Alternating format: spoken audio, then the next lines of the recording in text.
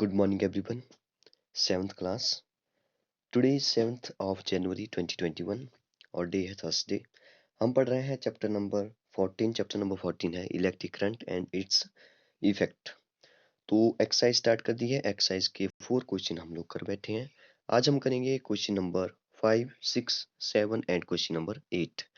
तो चलिए स्टार्ट करते हैं क्वेश्चन नंबर 5 से. क्वेश्चन नंबर 5 है name any two effect of electric current.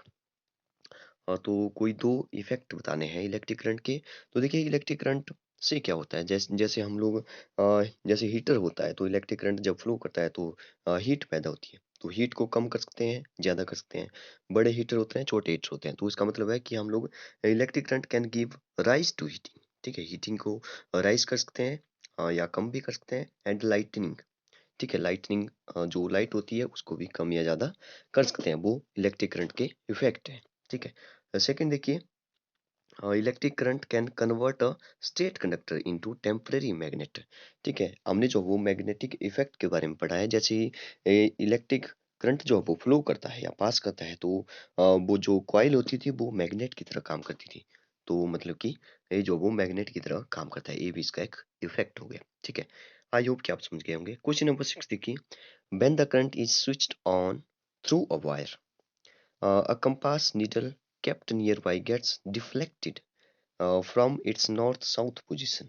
ठीक है, तो इसके बारे में भी हमने डिटेल में डिस्कस किया था. ठीक है, magnetic effect of the current के बारे में हमने डिटेल में डिस्कस किया था कि क्या होता है कि देखिए जब जो भी नीडल होती है, ठीक है, वो नीडल जो है वो एक पतले में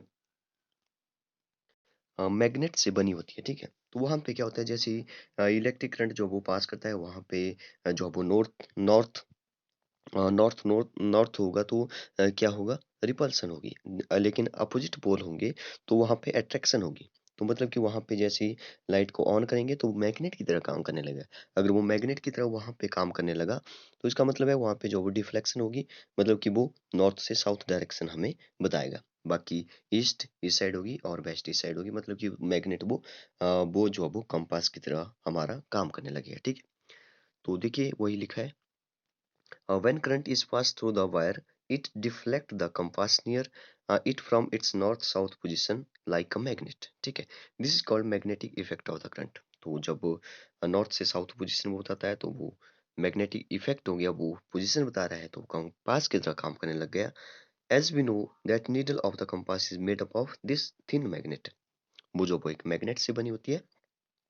when this needle comes in contact with another magnet, तो दूसरे मैग्नेट के साथ, मतलब कि दूसरे पोल के साथ, जैसे कि आपको पता है कि नॉर्थ नॉर्थ या साउथ साउथ होगा तो रिपल्सन होगी.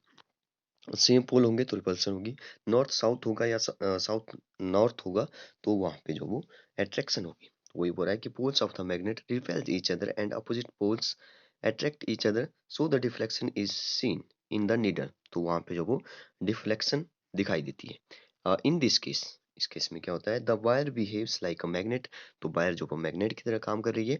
And causes a deflection in needle of the compass. तो कंपास की जो नीडल है वो जो वो डिफ्लेक्शन वहाँ पे हमें दिखाई देगा. ठीक है, तो नेक्स्ट क्वेश्चन देखते हैं, क्वेश्चन नंबर 7.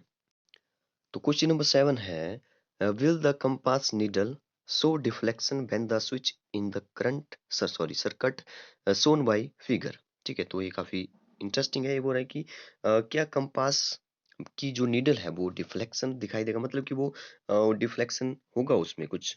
ठीक है, या हिलेगी या नहीं हिलेगी, तो वही पूछ रहा है. तो फिगर में देखते हैं, ये जो वो यहाँ पे कॉइल जैसी बनाई हुई है, इसके अंदर जो वो कंपास है, नीडल है. ठीक है, तो यहाँ पे देखिए सर्किट को देखिए ध्यान से.